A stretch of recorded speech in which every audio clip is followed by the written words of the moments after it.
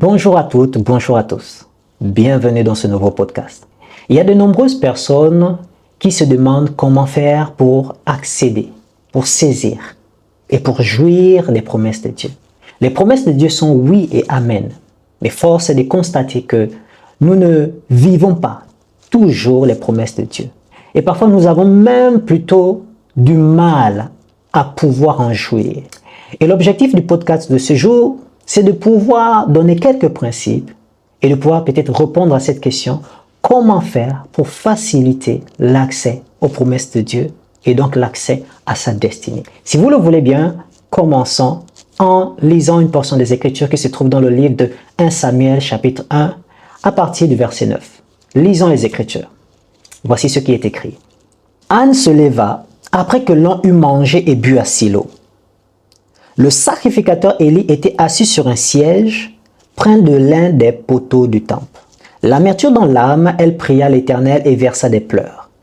Elle fit un vœu en disant, « Éternel des armées, si tu daignes regarder l'affliction de ta servante, si tu te souviens de moi et n'oublies point ta servante, et si tu donnes à ta servante un enfant mâle, je le consacrerai à l'Éternel pour tous les jours de sa vie, et le rasoir ne passera point sur sa tête. » Comme elle restait longtemps en prière devant l'Éternel, Élie observa sa bouche. Anne parlait encore dans son cœur et ne faisait que remuer les lèvres.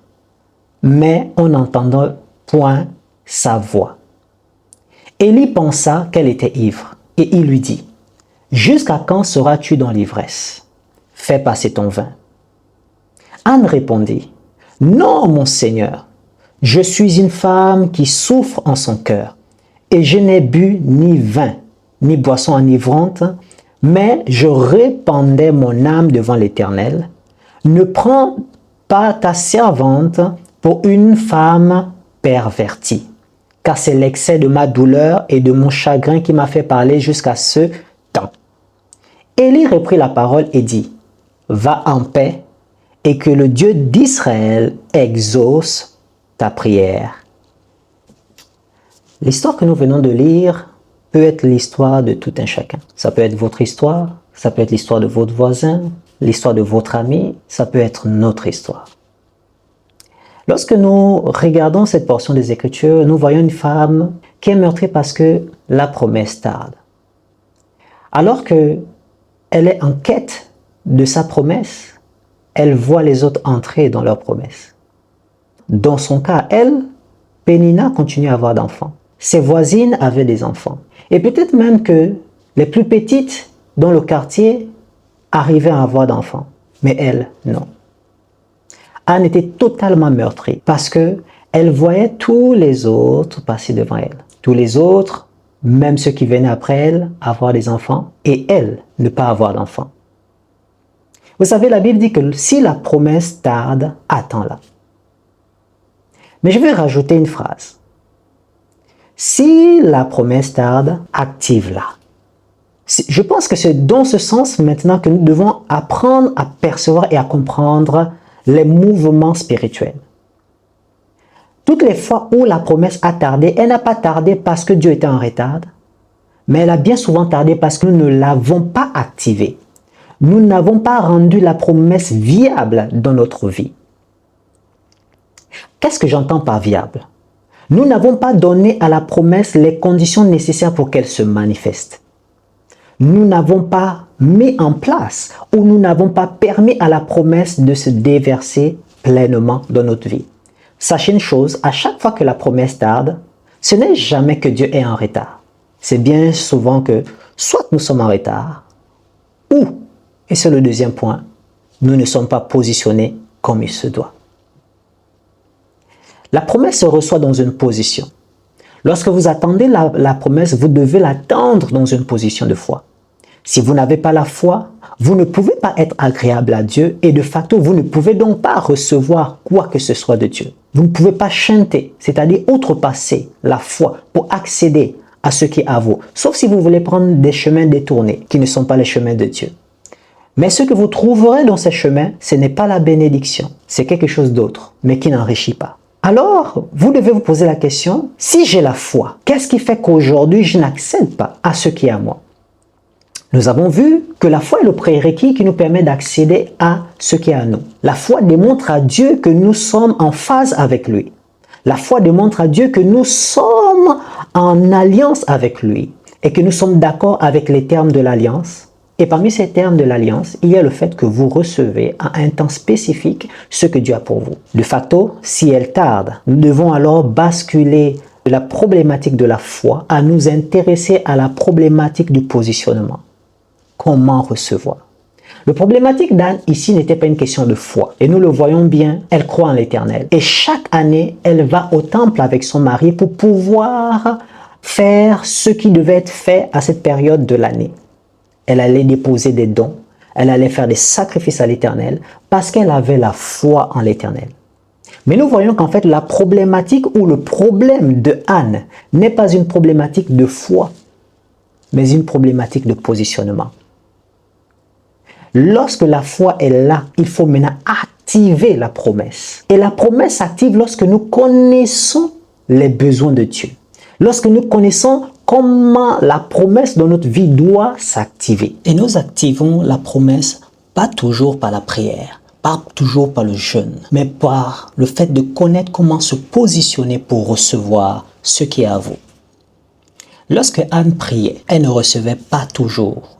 Et la preuve le montre lorsque nous avons lu cette portion des Écritures que à chaque fois qu'elle montait au temple, elle priait. Peut-être même qu'elle jeûnait. La preuve, c'est que son mari lui fait cette remarque. « Pourquoi ne manges-tu pas ?» Quelques versets plus haut, bien évidemment. Donc cette femme jeûnait. Cette femme priait. Cette femme faisait énormément de choses, mais ne recevait pas toujours ce pourquoi elle jeûnait. Nous voyons que recevoir la promesse n'est pas toujours une question de prière. Recevoir la promesse n'est pas toujours une question de jeûne.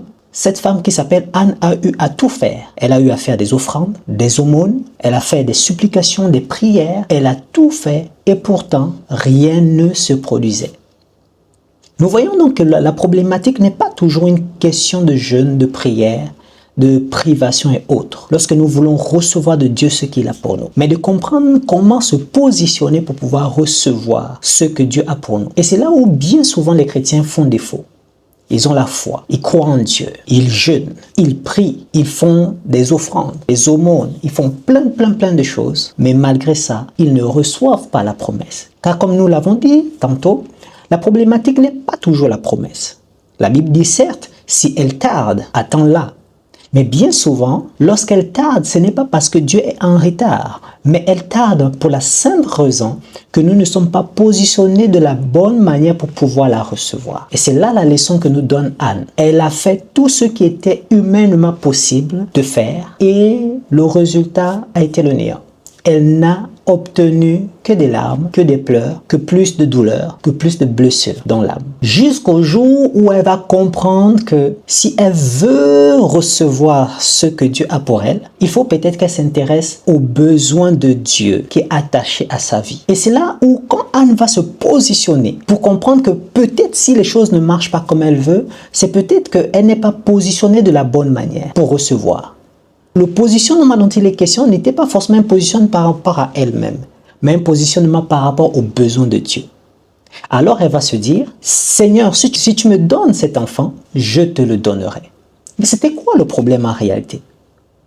Le problème, c'est que Dieu voulait un prophète et Anne voulait un enfant. Mais elle ne savait pas que dans sa vie, la condition sine qua non au fait qu'elle reçoive sa bénédiction était attachée au fait que Dieu reçoive son prophète. Donc la question est la suivante. Tu aspires à des choses, tu attends de Dieu des grandes choses. Mais peut-être que de ta vie, Dieu attend quelque chose qui doit être en corrélation avec ce à quoi il veut te donner. Anne voulait un enfant, elle a précisé, elle veut un enfant mâle. Cependant, Dieu de l'autre côté avait besoin d'un homme, également un mâle, mais surtout un prophète qui allait venir relever l'histoire d'Israël. Et c'est là où le positionnement est important. Et si vous voulez comprendre le vrai positionnement de votre vie par rapport aux besoins de Dieu, vous devez comprendre où se situent les douleurs de votre vie. Lorsque nous regardons plus attentivement la vie de Anne,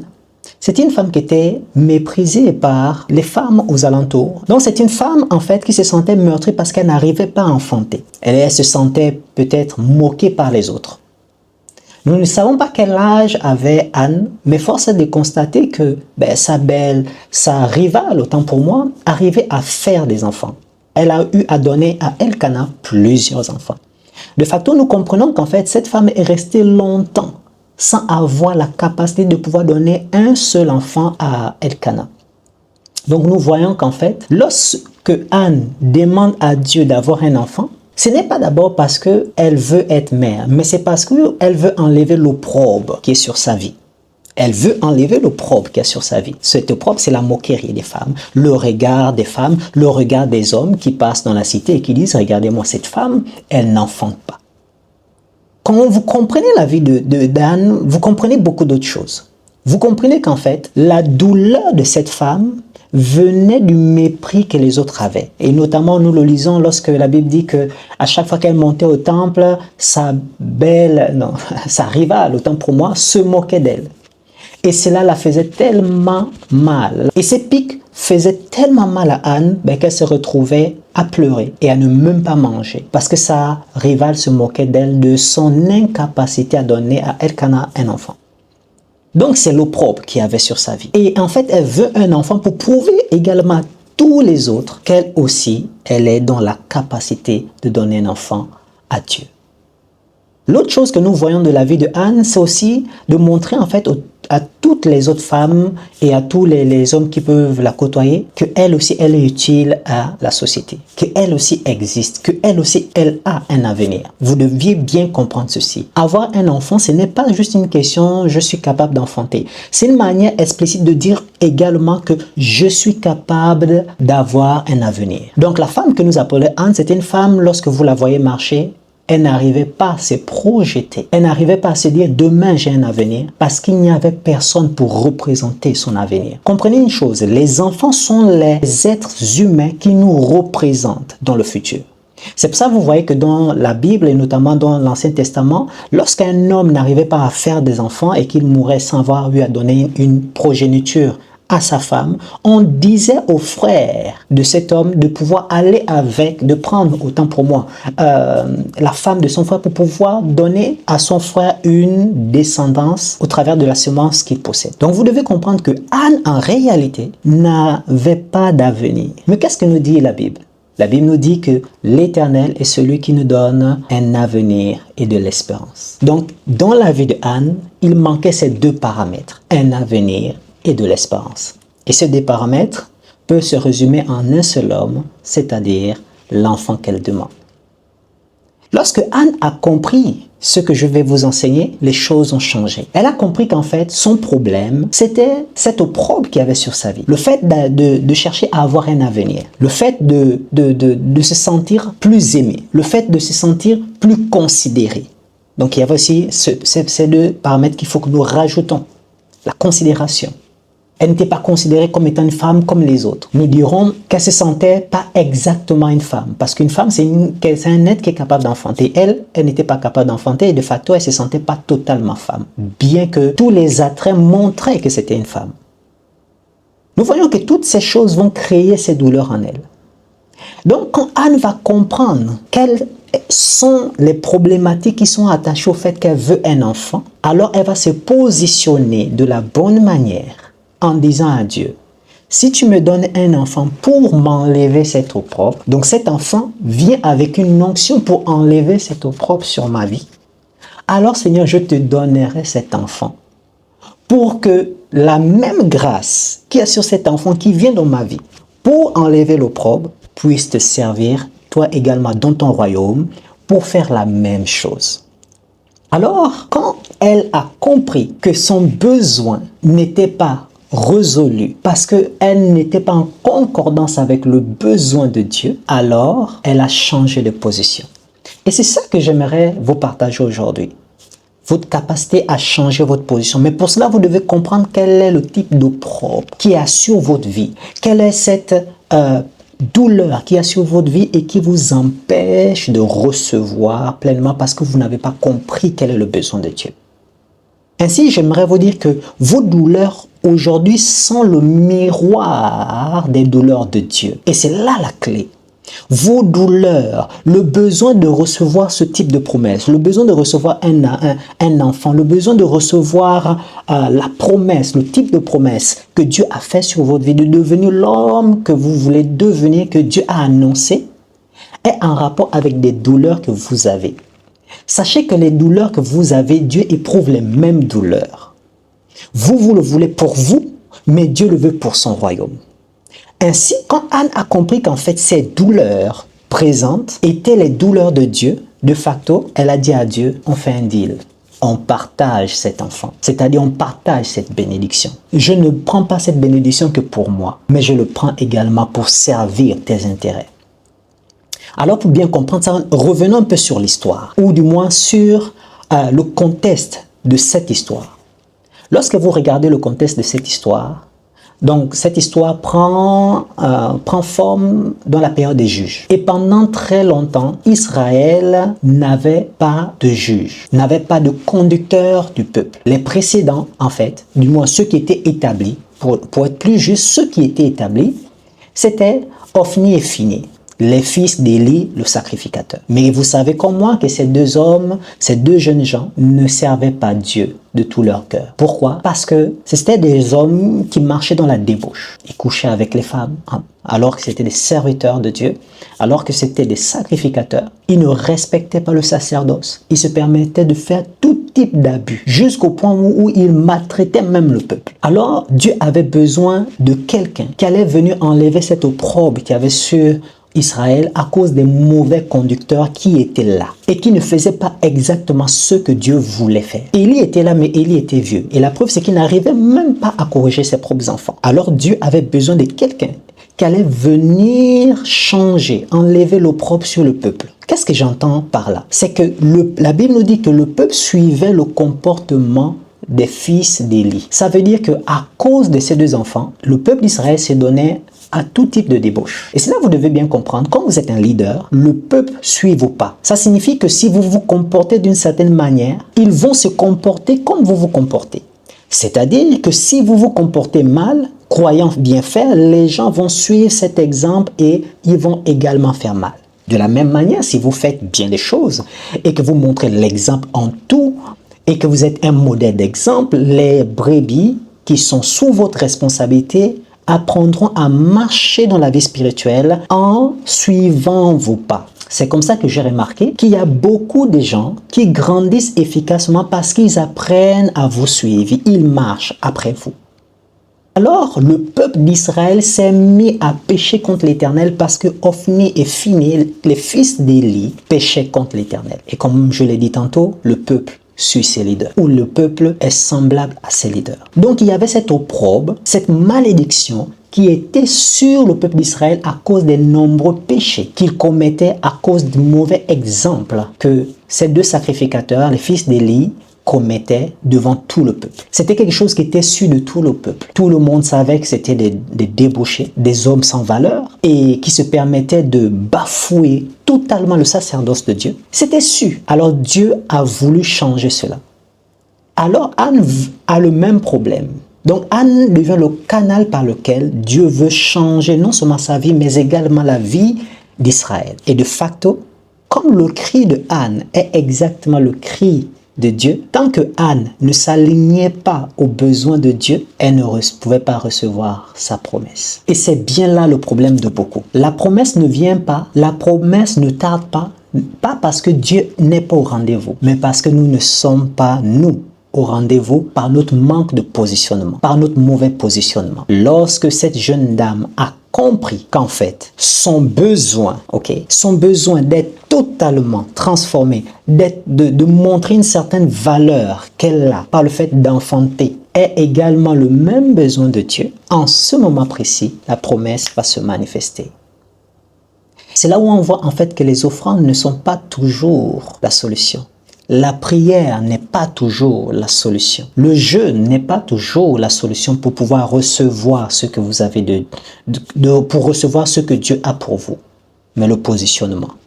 Est-ce que vous savez qu'à chaque fois que vous voulez enfanter un enfant, ça peut être le boulot, ça peut être une entreprise, ça peut être le mariage, ça peut être n'importe quoi, sachez que Dieu a besoin de cette même chose.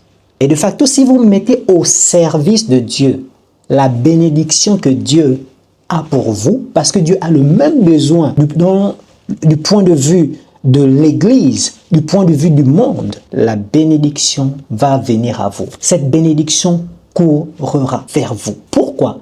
Parce que à chaque fois qu'un homme a un besoin et qu'il a une promesse sur sa vie face à un besoin, Dieu a le même besoin.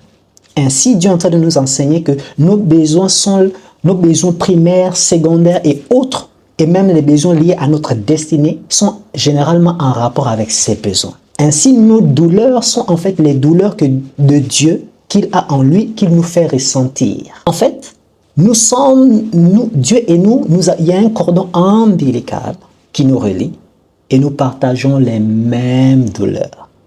Sauf que bien souvent, là où nous nous trompons, c'est que nous ressentons ces douleurs personnellement comme si c'était les nôtres. Personnellement. Seigneur, j'ai besoin de devenir riche. Seigneur, j'ai besoin de devenir un homme spirituel. J'ai besoin, oh Dieu, de trouver un travail. J'ai besoin d'un enfant. J'ai besoin d'un mari. J'ai besoin de me marier. J'ai besoin de guérison. Sache que de l'autre côté, Dieu a exactement les mêmes besoins. Si tu veux la guérison, c'est parce que Dieu, de l'autre côté, veut utiliser cet enfant qui s'appelle la guérison dans ta vie comme étant le moyen pour bénir d'autres personnes qui sont également malades. Ainsi, celui qui est malade, qui a besoin de guérison, devient l'instrument de guérison pour d'autres personnes. Mais le problème que Dieu rencontre dans le monde entier et dans la vie de beaucoup de chrétiens, c'est qu'ils veulent juste la guérison, mais ils ne veulent pas devenir la guérison. Vous voyez le problème? Dieu veut le même enfant que vous recevez pour pouvoir bénir d'autres personnes. Dieu veut que vous deveniez la bénédiction pour laquelle vous attendez et non uniquement de recevoir la bénédiction. Vous devez comprendre que l'enfant que Anne voulait, c'était aussi l'enfant que Dieu voulait. La guérison que vous cherchez, c'est également la guérison que Dieu recherche pour d'autres. Mais vous devez devenir l'instrument de bénédiction.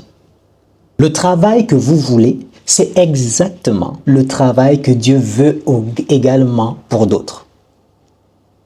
Quand vous créez une entreprise, Dieu ne voit pas que vous. Vous voulez une entreprise, mais Dieu voit combien vous allez bénir des frères et des sœurs, des enfants dans le monde. Dieu voit qu'au travers de votre argent, il va pouvoir prendre soin de la veuve et de l'orphelin. Il voit qu'au travers de votre argent, vous allez soutenir son ministère. Je n'ai pas dit le ministère d'un homme, mais j'ai dit son ministère. Pourquoi? C'est très important. C'est-à-dire que Dieu a ses projets et il va vous indiquer où vous devez aller investir cet argent. Et de facto, et c'est là où c'est important de comprendre, dans l'hôtel où vous devez aller s'aimer, c'est-à-dire dans le ministère où vous devez aller s'aimer. Le plus logique, c'est que vous allez s'aimer dans le ministère où il vous a établi. C'est le plus logique. Mais comprenez, Dieu a des besoins. Il ne vous a pas dit encore exactement où vous devez aller s'aimer. C'est pour cela, le fait d'écouter Dieu est très important pour savoir exactement où vous devez vous conduire pour aller s'aimer. Ok? C'est très important. Disons que, basiquement parlant, vous devez s'aimer dans votre église locale. Vous devez s'aimer dans le ministère où vous êtes. Mais sachez que Dieu peut vous demander d'aller s'aimer dans un autre ministère également parce qu'il a ses besoins. Et cela, vous comprenez qu'en fait, quand vous aspirez à des choses et que vous attendez de Dieu des choses, sachez qu'en fait, Dieu veut partager cette bénédiction avec vous. Il veut que cette bénédiction soit la vôtre, mais aussi la sienne. Mais quand je dis la sienne, c'est-à-dire qu'il veut que cette bénédiction soit utile à son royaume. Et le problème avec beaucoup, c'est qu'ils veulent la bénédiction pour eux-mêmes. Ils ne veulent pas la bénédiction pour les autres. Ils ne veulent pas la bénédiction pour bénir des familles entières, mais uniquement leur famille. Non. Ce que Dieu a pour vous est tellement grand qu'il n'a jamais conçu le projet de vous donner suffisamment que pour vous. C'est toujours au-delà, bien au-delà de ce que nous pouvons penser ou imaginer. Pourquoi? Parce que derrière vous, il voit toutes les âmes que vous devez bénir au travers de vos vies. Et c'est là où Anne nous enseigne un principe tellement essentiel, mais tellement puissant. Pour ceux qui veulent effectivement atteindre leur destinée et de facto rattraper le temps par rapport aux promesses qui tardent, vous devez identifier pourquoi vous voulez cette bénédiction. Qu'est-ce que cette bénédiction va apporter dans votre vie? Et vous devez vous mettre à l'idée que Dieu veut également utiliser cette bénédiction dans son royaume pour les mêmes causes, en vue d'apporter les mêmes solutions. Et Anne nous enseigne ce principe avec douleur. Mais vous aujourd'hui, vous le recevez avec joie. Maintenant, si nous allons un peu plus loin, ce que Anne nous enseigne est un principe que vous devez utiliser pour toutes les promesses qui sont jusqu'à ce jour en suspens. Je crois que si vous entendez ce message, c'est que Dieu veut que vous accédiez à ce qu'il a pour vous. C'est le temps pour vous de rattraper le retard qu'il y a sur votre vie. C'est le temps pour vous de rattraper les années qui ont été dévorées par les sauterelles. Et les sauterelles qui ont dévoré vos années, ils l'ont dévoré parce qu'il vous manquait de connaissances. Mais aujourd'hui, la connaissance vous est donnée afin de vous permettre de rattraper le temps.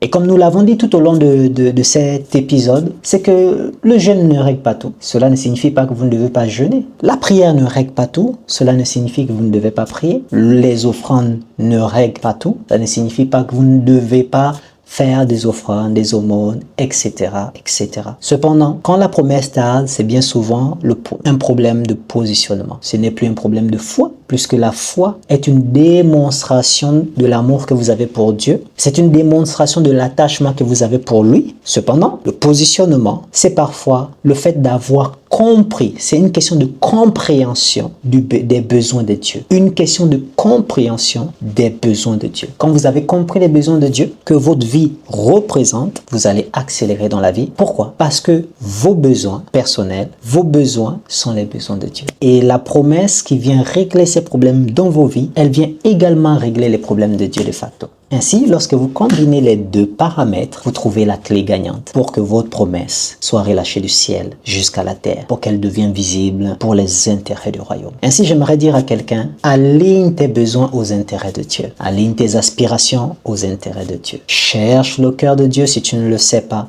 afin de découvrir les battements de Dieu pour cette nation, les types de battements qui sont attachés à votre vie. Pourquoi? Parce que tous les battements de Dieu ne sont pas attachés à nos vies. Il y a les battements de Dieu qui sont attachés à votre frère, à votre sœur, à votre ami, à d'autres individus dans le monde entier, mais à vous spécifiquement, il y a des battements. Si vous connaissez ces battements, vous allez comprendre quelle est l'utilité de votre vie sur cette terre et pendant le temps qu'il vous a donné d'être sur la terre. Et vous comprendrez aussi de facto pourquoi Dieu vous a fait venir sur la terre pendant cette période spécifique. Vous aurez pu naître à toutes les époques possibles et imaginaires, mais si vous êtes né ici et maintenant, ça veut dire que vous êtes la solution à une problématique qui émane de ce siècle. Alors, ce que nous vous conseillons de faire, c'est de pouvoir prendre le temps d'écouter les battements de Dieu pour votre vie. Écoutez les battements de Dieu pour votre vie. Qu'est-ce que votre vie doit apporter comme solution à cette génération? Il y a d'autres, leurs vies sont attachées à de la technologie, à de l'invention. Vous êtes chrétien, vous croyez en Dieu, vous avez la foi, mais votre vie est attachée à l'invention, à la créativité. D'autres, c'est par rapport à la politique, afin de changer, afin de montrer un nouveau type d'homme, un nouveau type de chrétiens qui croient en Dieu, mais qui font la politique, qui sont dans la technologie, qui sont dans la création de richesses, qui sont dans la gestion des âmes, qui sont dans la transformation de vie, etc., etc. Nous ne pourrons jamais dire assez en rapport avec ce sujet, mais sachez que votre vie est la solution à une problématique de Dieu. Dieu veut faire de vous un modèle dans un domaine afin de montrer à d'autres un chemin nouveau qui n'existait pas encore ou qui existe, mais qui est peu emprunté. Dieu veut faire des choses, mais donnons-lui la possibilité de faire ces choses. Donnons-lui la possibilité d'agir. Donnons-lui la possibilité de montrer au travers de notre vie une nouvelle facette de sa personne. Parce qu'en fait, vous devez comprendre que vous êtes une facette de Dieu. C'est pour cela, en fait, les battements de Dieu qui sont en rapport avec votre vie est spécifique. Elle ne ressemble à aucun autre battement. Pourquoi? Parce que vous êtes une facette de la vie de Dieu. Ainsi, lorsque vous comprenez que vous êtes une facette de la vie de Dieu, vous comprenez que votre vie est spécifique et votre vie est attachée à des buts. Et de facto, vous ne pouvez plus vivre votre vie comme si elle vous appartenait à vous seul. Non, votre vie ne vous appartient pas à vous seul, elle appartient à Dieu. Et Dieu veut faire au travers de vous des choses qui sont en rapport avec son plan. Alors, lorsque vous comprenez le plan de Dieu et que vous comprenez qu'en réalité, votre vie est un plan, vous comprenez qu'en fait, votre vie est réquisitionnée pour la gloire de Dieu. Cependant, Dieu n'a jamais prévu faire de vous un esclave sans volonté qui ne jouit pas de la vie. Mais Dieu a prévu faire de vous un participant de sa nature. Bien que votre vie soit réquisitionnée, il a besoin que vous coopérez pour pouvoir atteindre ses buts. Et j'aimerais rajouter ceci. Vous ne serez jamais heureux en dehors des projets que Dieu a pour vous. Jamais. Vous ne pouvez pas être heureux en dehors de ce que Dieu a prévu pour vous. Pourquoi? Parce que si vous comprenez qu'il y a des battements de Dieu en rapport avec vos vies, c'est-à-dire que votre vie, elle vibre à une certaine vibration qui est en rapport avec les vibrations de Dieu, spécifiquement à votre vie, vous comprenez qu'en fait, vous pouvez vibrer à toutes les autres fréquences que vous voulez. Vous êtes réglé et paramétré pour vibrer à une certaine fréquence et de facto pour jouir de cette vie au niveau de ce type de fréquence.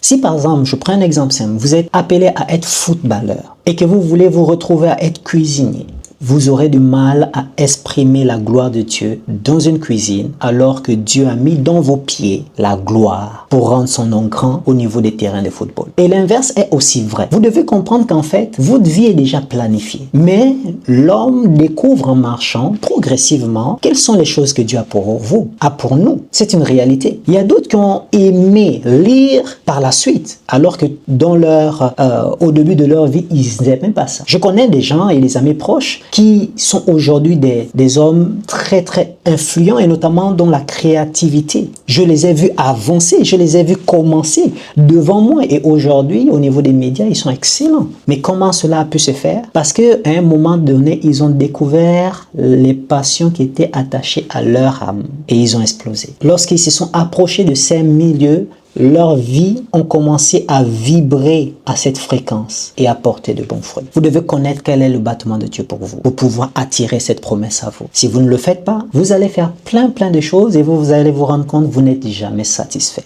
Jamais satisfait. L'insatisfaction est la preuve que vous n'êtes pas au bon endroit. Lorsque nous regardons l'histoire de la Samaritaine que Jésus a rencontrée au puits dans le livre de Jean, elle allait tous les jours puiser de l'eau. Tous les jours, sans cesse, elle puisait de l'eau. Et un jour, Jésus a eu pitié d'elle.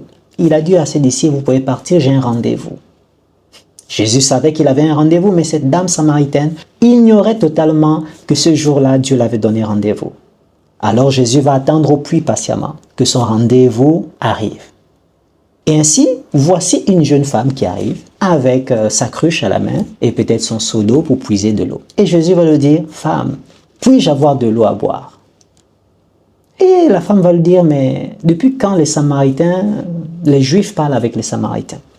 Et Jésus va lui dire, si tu savais qui était celui qui te demande de l'eau, c'est toi qui m'aurais donné de l'eau à boire et je t'aurais donné un type d'eau qui t'aurait totalement satisfait et qui serait devenu en toi un puits. Voici encore le principe que nous annonçons. Cette femme avait besoin de quelque chose. C'est pour ça qu'elle allait puiser de l'eau dans le puits de Jacob. Cependant, là où elle allait puiser n'apportait pas une véritable satisfaction. Pourquoi? Parce que ce n'était pas le bon positionnement et ce n'était pas dans ce puits-là où elle devait aller puiser.